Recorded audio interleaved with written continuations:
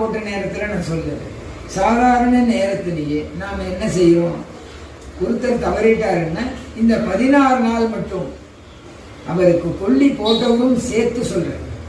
இந்த 16 நாளுக்கு மாத்திரம் அவர் தாடி அப்படியே விட்டுறாரு, எதையும் சாப்பிடாத அளவுக்கு பேசாமல் இருக்காரு.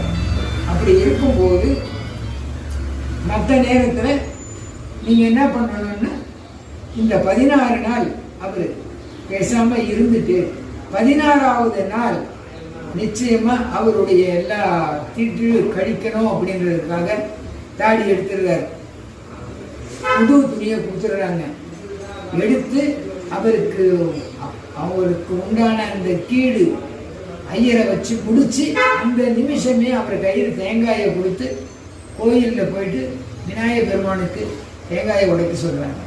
அப்போவே அவர் ஏற்றுக்கிட்டார். தீட்டு முடிஞ்சு கோயிலுக்கு போயிட்டார். இந்த 16 நாளுக்கு அடுத்து அதுக்கு அடுத்த நாளும் கொஞ்சம் நெஞ்சம் சந்தேகத்துக்காக அவங்க என்ன பண்ணுறாங்க, அடுத்த நாள் கசப்பு தலை அப்படின்னு சொல்லிட்டு மீன் கறி முட்டை அப்படின்னு சொல்லிட்டு எல்லா பந்துக்களையும் கூப்பிட்டு அன்னைக்கு எல்லாத்தையும் சமைச்சு சாப்பிட்றாங்க. ஸோ அப்பவே தீட்டு கழிஞ்சாச்சு.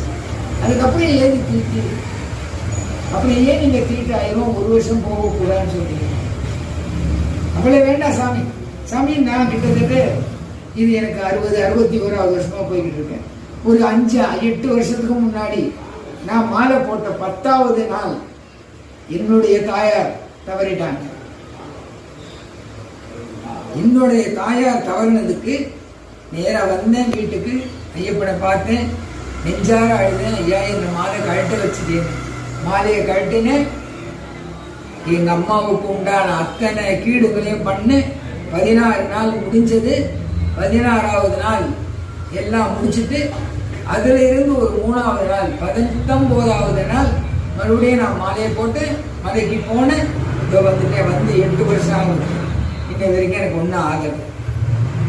காரணம் பரிபூர்ணமான ஐயப்பனை நம்புறேன். மாலை போடுறவங்க அத்தனை பேரும் நம்புங்க. ஒருத்தர் தவறிட்டாங்கன்றது உடனே நீங்க காட்டிட்டு ஓடணும்னு நினைச்சீங்கன்னா அது உங்களுடைய என்ன சொல்றது தெரியல. அது உங்களால் முடியாத ஒரு காரணத்துக்காக ஏதோ ஒரு காரணத்துல நாம காட்டணும்னு நினைக்கிறீங்க. அப்படி நினைக்காதீங்க. மலைக்கு போகணும், மாலை போட்டுட்டோம்னா மலைக்கு தான் போகணும். அதில் எந்த ஒரு மாற்றமும் இருக்கக்கூடாது.